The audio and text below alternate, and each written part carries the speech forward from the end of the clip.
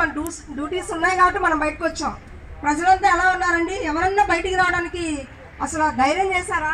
కానీ క్లాప్ మిత్రాస్ రోడ్లన్నీ క్లీన్ చేశారు, అవునా కదా? అందుకు వాళ్ళ శ్రమను గుర్తించి మన ప్రధాని మోడీ గారు ఏం చేశారు అంటే వాళ్ళ కాళ్ళు కడిగి కాశీలో ఆ నీళ్లు నెత్తి మీద వస్తాం. మనం అలా చేయాలని కాదు, ఎగ్జాంపుల్స్ చూపిస్తున్నాం ప్రజల్లోకి. అంటే క్లాప్ మిత్రాస్ని చాలా మంది చాలా నీచంగా మాట్లాడతారు. మన చల్లవారి పాలనలో చాలా పెద్ద గొడవ కూడా అయింది దీని మీద. అలాంటి అంటే తిడుతూ ఉంటారు క్లాప్ మిత్రాస్ని. ఒక రోజు రాలేదనుకోండి, రెండో రోజు ఎందుకు రాలేదు మర్యాదకు అడగరు, వాళ్ళకి వచ్చిన లాంగ్వేజ్ లో తిడుతూ ఉంటారు అనమాట. అట్లా మనం క్లాప్ మిత్రాన్ని చిన్న చూపు చూడకూడదు. వాళ్ళ జీవనోపాధి అది. అందరూ కూడా చేయడానికి ఇష్టపడరు ఈ పని, కానీ ఇష్టపడి వచ్చారంటే మన గ్రామానికి వాళ్ళ వల్ల చాలా ఉపయోగం ఉంది. పరిసరాలు పరిశుభ్రంగా ఉంచుతారు, దాంట్లో భాగంగా మన ఆరోగ్యాన్ని కూడా కాపాడుతూ ఉంటారు. వాళ్ళు ఒక 10 రోజులు రాకపోతే ఆ రోడ్లు వెంట దుర్వాసన వస్తూ ఉంటుంది, కాలువలన్నీ స్ట్రక్ అయిపోయి ఉంటాయి, ఇదంతా కూడా బ్యాడ్ స్మెల్ వస్తూ ఉంటుంది. కాబట్టి మన క్లాప్ మిత్రాస్ కూడా మనం మన గ్రామంలో ఉన్నటువంటి ఎవరైతే ఉన్నారో హౌస్ వైఫ్స్ వాళ్ళు కూడా గౌరవించాలి.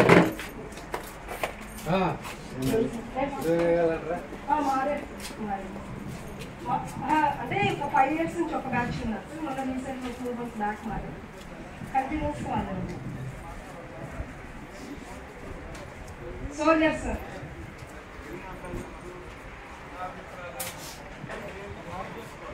సరే సార్, ఓకే సార్.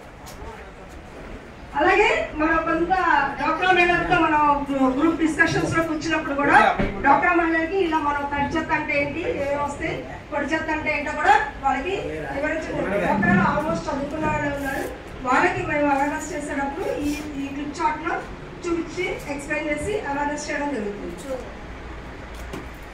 చూడండి, ఇదిగో నీటి కాలుష్యం, వాయు కాలుష్యం, భూమి కాలుష్యం, ఈ 3 కూడా మనం ఫస్ట్ స్లైడ్ లో చూసుకున్నామండి. చూడండి, నీరు ఎలా అసలు నీళ్ళు కనిపిస్తుంది అక్కడ, మన చెత్త వేయడం వల్ల చెత్త కనిపిస్తుంది కానీ అక్కడెక్కడ నీళ్లు కనిపించదు. అది వాడుకున్న నీళ్ళని మన భావితరాలకి మంచి నీరుని అందించాలంటే నీరుని సేవ్ చేయాలి. అలాగే నీరుని ఎప్పుడు కూడా పొల్యూట్ చేసుకోకూడదు. చూడండి, తర్వాత వాయు కాలుష్యం, కాల్ చేస్తున్నారు, మంటలు వస్తాయి చూడండి. అలా అవడం వల్ల వాతావరణం పొల్యూట్ అయిపోతుంది. వాతావరణంలో మార్పులు, ఎండాకాలంలో వర్షాలు వస్తాయి, వర్షాకాలంలో ఎండలు వస్తాయి. తర్వాత నేల కాలుష్యం, ఇక్కడ భూమి కనిపిస్తుందా? కనిపించట్లేదు. కాబట్టి మనం ఎప్పుడు కూడా ఈ 3 రూల్స్ ని కంపల్సరీ ఫాలో అవ్వాల్సింది. బహిరంగ ప్రదేశంలో చెత్త వేయకుండా చూసుకోవాలి, నీరుని పొల్యూట్ చేసుకోవాలి చూసుకోవాలి, చెత్తని కాల్చుకోవాలి. ఇట్లా మన హత్య నాయకులు అంటే మన క్లాప్ మిత్రాస్ ఎవరైతే ఉన్నారో వాళ్ళకన్నీ కూడా ఇలాంటివన్నీ కూడా ప్రొవైడ్ చేసుకోవాలి మన పంచాయతీ నుంచి. చూడండి ఎంత చక్కగా ఉన్నాయో. మాస్క్, అలాగే షూ, ఫస్ట్ ఇవన్నీ ప్రొవైడ్ చేశారండి మన పంచాయతీ వాళ్ళు. కొంతమంది దగ్గర షూ కూడా ఉన్నాయి, గ్లౌజులు ఇస్తున్నారు, మాస్క్ ఇస్తున్నారు, శానిటైజర్ కూడా ఇస్తున్నారు. ఇట్లానే October 2 కూడా చాలా పంచాయతీల్లో వాళ్ళ సన్మాన కార్యక్రమాలు కూడా చేయడం జరిగింది. ఇలా మన హైదరాబాద్లకి ఇలాంటి టిప్స్ కూడా మనం ప్రొవైడ్ చేసుకోవాలి మన పంచాయతీ నుంచి.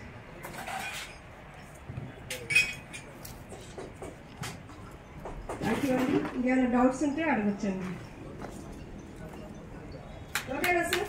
Thank you madam, thank you sir. చాలా చక్కగా ఎక్స్ప్లెయిన్ చేశారు. అమ్మ మీ పేరు? Umamaheswari, ITC field coordinator. చాలా చక్కగా ఎక్స్ప్లెయిన్ చేశారు. ఇదే రకంగా మనము అన్ని గ్రామ పంచాయతీల్లో ఇటువంటి ఇన్ఫర్మేషన్ మనం కానీ ఇవ్వగలిగితే మనం ఎంతసేపు మనము గ్రామ పంచాయతీ క్లీన్గా ఉండాలా ఆ విషయాల గురించి, అంటే ఒకప్పుడు చెప్పారు ఈ హెల్త్ హజార్డ్స్ గురించి కూడా, కానీ ఇప్పుడు ఇంకా ఒకసారి మళ్ళా జనాలకు గుర్తు చేయాల్సిన అవసరం ఉంది. మనం చూస్తే ఇప్పటికి కూడా గ్రామ పంచాయతీల్లో చాలా చోట్ల చెత్తని కాల్చడం కనిపిస్తుంది. ఉందా లేదా ఆ సిచ్యుయేషన్? దాంట్లో ప్లాస్టిక్ ఉండదా? మరి ప్లాస్టిక్ కాల్చడం వల్ల ఏం జరుగుతుంది? క్యాన్సర్స్. మనకి ఇప్పుడు క్యాన్సర్ ఎంత కామన్ అయిపోయిందంటే మనకు తెలిసిన వాళ్ళలోనే కనీసం 2-3 క్యాన్సర్ ఉంది, అవునా? ఒకప్పుడు ఎప్పుడో సినిమాలో చూసే క్యాన్సర్ కాస్తే ఇప్పుడు మనకు తెలిసిన వాళ్ళలోనే ఉంది. కాబట్టి అటువంటివి మళ్ళీ అరికట్టాలి అంటే మనం కొంచెం ఇది ప్రజల్లో అవగాహన కల్పించడము, మన వద్ద కృషి కూడా మనం కాల్చడం అనేది లాస్ట్, అసలు అది దట్స్ నాట్ ఎ రిసార్ట్, అది మనం చేయకూడదు. కానీ మనం ఏం చేస్తున్నాము, అదే ఫస్ట్ చేస్తున్నాం. డంప్ చేస్తాము, కాలుస్తాము, అప్పటికి కుదరకపోతే నీళ్ళల్లో, చాలా చోట్ల నీళ్ళల్లో వేస్తాం. దాన్ని భూమి కాలుష్యం చేయడం, లేకుంటే నీళ్ళలో కుంటల్లో వేసి చాలా చోట్ల పోతే ఏంటంటే మేడం ఒక్క రోజులో ఇది కనిపించేది చూడండి అంట. ఏం చేస్తున్నాం ఒక్క రోజులో అంటే ఒక లోతట్టు ప్రాంతం తీసేళ్ళి దాన్ని కప్పెట్టేసి పైన ఒక కవరింగ్ మట్టి వేసేసి ఒక ట్రాక్టర్ మట్టి వేసేస్తే మనకు కనిపించదు. మరి అది నిర్వహణనా? అది చెయ్యొచ్చా? మనము భూమి కాలుష్యం చేస్తున్నామా చేయట్లేమా? అక్కడి నుంచి అట్లే ఆగిపోతుందా అక్కడే ఆగిపోతుంది అనుకుంటున్నామా? భూమి లోపల వాటర్ ఛానల్స్ ఉంటాయి, అందరికీ తెలిసిండేది, కొత్తగా మనం ఏం చెప్పట్లేదు. భూమి లోపల నీళ్లు వెళ్ళే మార్గాలు ఉంటాయి. మనకు తెలియకుండానే ఈ చెత్తని అంతా కూడా మనం ఆ నీళ్ళలోకి మనం ఇంకింపజేస్తున్నాం. ఈరోజు జిందాల్ చాలా మంది చెప్పినారు నాకు ఈ విషయము. జిందాల్లో కూడా ఆ ప్లాంట్ దగ్గర కూడా ఇట్లా కుప్పలు వేసి అక్కడ నీళ్లు వినియోగానికి ఉపయోగంగా లేకుండా తయారైంది. అది మన గ్రామాల్లో కూడా తెలియకుండానే మనం అదే పనే చేస్తున్నాం. మనం ఈరోజు అనుకుంటాం ఒక కుంటలో వేయడమో లేకుంటే ఒక భూమిలో వేసి పాతి పెట్టడమో చేయడం వల్ల మన కంటికి అగుపించదు, కానీ అది జరగాల్సిన నష్టం జరుగుతూనే ఉంది. సో ఇటువంటి దయచేసి చేయొద్దండి. ఇప్పుడు మనం అనుకున్నట్లు ఒక